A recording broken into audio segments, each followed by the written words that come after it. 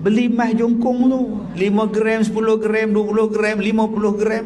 Pesan ke anak kita. Kita beli motor, dia akan jatuh harga. Beli kereta, dia jatuh harga. Beli rumah, susah nak jual. Tuan-tuan di rumah ada 10 kilogram emas. Setahun 1 kilo. 10 tahun 10 kilo. Tuan-tuan dah ada berapa juta di rumah. Oh, susahlah nak pakai, dah nak pergi umrah tak ada duit.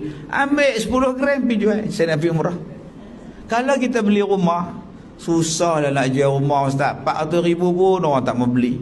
Bukannya untung banyak pun, saya beli hari itu 350. Saya naik 50,000 orang tak nak beli dah, Ustaz. Tu cara nak jual tangga, nak pergi Mekah. Ambil ke gaji pergi jual tangga boleh. Tobatlah home tak laku lah. Tapi kalau tuan-tuan ambil 10 gram mah, laku tak?